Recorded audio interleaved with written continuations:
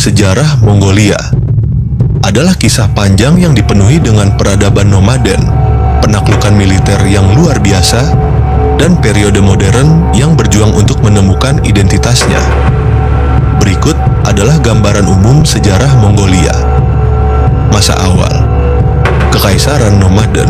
Sebelum munculnya Kekaisaran Mongol yang terkenal, wilayah yang sekarang disebut Mongolia dihuni oleh berbagai suku nomaden yang seringkali berperang satu sama lain. Beberapa entitas politik awal yang penting di wilayah ini antara lain bangsa Hun.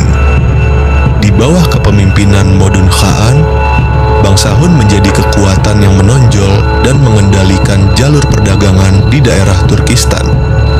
Bangsa Xianbei dan Rouran. Setelah bangsa Hun, muncul Kekhanan Rouran yang didirikan dari sisa-sisa bangsa Xianbei. Kekhanan ini berkembang pesat pada abad ke-5. Bangsa Turk dan Uighur. Bangsa Turk dan Uighur muncul dari perpecahan Kekhanan Rouran dan memperluas wilayah kekuasaan mereka. Pada abad ke-10 hingga abad ke-11, wilayah Mongolia dikuasai oleh Khitai, sebuah suku bangsa Mongol yang mendirikan dinasti Liao di Tiongkok Utara.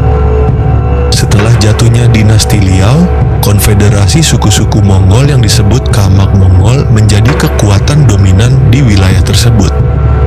Kekaisaran Mongol.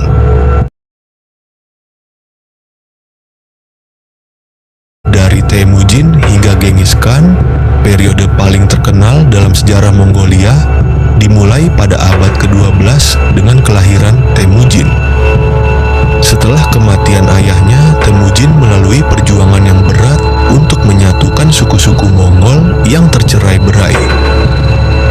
Pada tahun 1206, ia berhasil menyatukan semua suku nomaden, dan pada sebuah pertemuan besar, Kurultai, ia diakui sebagai penguasa tertinggi dengan gelar Genghis Khan, Chinggis Khan, yang berarti penguasa universal.